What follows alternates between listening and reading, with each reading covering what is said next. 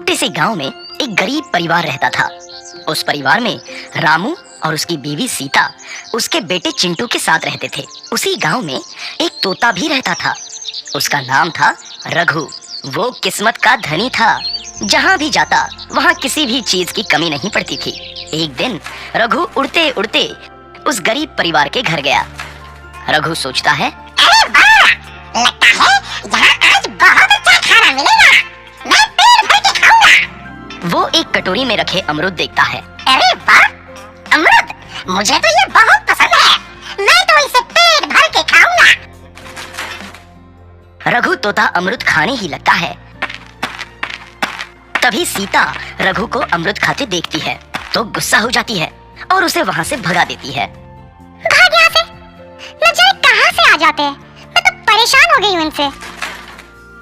सीता के भगाने के बाद रघु चुपचाप से एक कोने में रहता है। धीरे धीरे उस परिवार की बरकत होने लगती है। एक दिन रामू और सीता खाना खाते वक्त बातें करते हैं। आजकल हमारी बहुत तरक्की हो रही है, काम भी अच्छा चल रहा है। रामू कहता है। इस पर सीता कहती है, सच कहा, भगवान हमेशा ऐसे ही हम पर मेहरबान रहे। बेटा चिंटू भी कहता है, पिताजी, मुझे खिलौना लेके दो ना, मेरे सभी दोस्तों के पास है।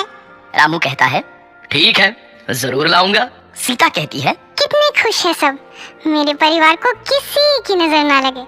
एक तरफ ऐसी बातें होती हैं तो दूसरी तरफ रसोई में रघु तोता भी अमरूद खाते रहता है। मजा आया, अमरूद खाया, मजा आया, अमरूद खाया, मजा आया। तभी सीता रसोई में आती है और रघु तोते को अमरूद खाते देख बहुत गुस्सा होती है। सीता रघु को बाहर निकालने के लिए पिंजरे में अमरूद रखती है।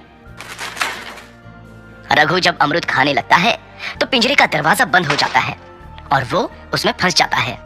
मुझे बाहर निकालो, मैं यहाँ फंस गया हूँ, मुझे बचाओ। अगले दिन सीता पिंजरा उठाकर बाहर दूर उस रघु को छोड़ देती है। रघु के जाते ही उनके घर आई बरकत धीरे धीरे कम हो जाती है। उन्हें बहुत घाटा होता है। सीता कहती है, ये क्या हो रहा है, अचानक इतना कैसे बदल गया? अभी तक तो सब कुछ अच्छा चल रहा था। रामू कहता है, लगता है भगवान हम पर रूठ गए हैं। चिंटू भी कहता है, लगता है अब मुझे खिलौने भी नहीं मिलेंगे। और वो रोने लगता है और बाहर चला जाता है। कुछ दिन बाद रघु तोता फिर से उस घर में आता है। वापस आया, मैं वापस आया, अब मैं जमकर अमरूद खाऊंगा। रघु सीधा रसोई घर में चला जाता है और अमरूद खाने लगता है।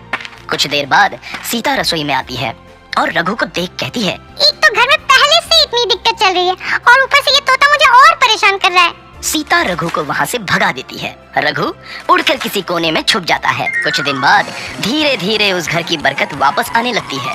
काम भी अच्छे से चलने लगता है। एक रात जब रघु तोता अमरूद खाने जाता है तो पिंजरे में फंस जाता है। ये लोग आखिर चाहते क्या है? एक तोते को शांति से अमरूद खाने क्यों नहीं देते? मैं कौन सा चोरी कर रहा हूँ? बस अमरूद ही तो खा रहा हूँ। तभी रामू वहां आता है और पिंजरे में रघु तोते को देख उसे बाहर छोड़ देता है। ये तोता भी कितना जिद्दी है, बार बार वापस आ जाता है। जैसे ही रामू रघु को छोड़ देता है, अगले दिन से फिर से उनके घर की बरकत जाने लगती है। काम में घाटा होता है। किसी को समझ नहीं आ रहा था कि ऐसा क्यों हो रहा है। रघु तोता घर आता है तो अचानक बरकत आती है और जब रघु तोता को बाहर निकालते हैं तो बरकत चली जाती है। एक दिन सीता रघु तोते के घर आने और बाहर जाने की स्थिति पर नजर रखती है। ये तोता जब भी घर आता है तो घर में बरकत आती है और जैसे ही ये घर से बाहर जाता है तो उसी के साथ बरकत भी चली जाती है। कहीं ये जादुई तोता तो नहीं है? अगली बार जब ये तोता घर आएगा तो मैं इसे कहीं नहीं जाने दूंगी। सीता रघु का बहुत इंतजार करती है लेकिन रघु तोता दोबारा उस घर में कभी नहीं आता और वो लोग उसके इंतजार में पछताते रहते हैं। तो बच्चों, इस कहानी से क्या शिक्षा मिलती है? हमें कुछ चीजों की अहमियत तब पता चलती है जब हम उन्हें खो देते हैं।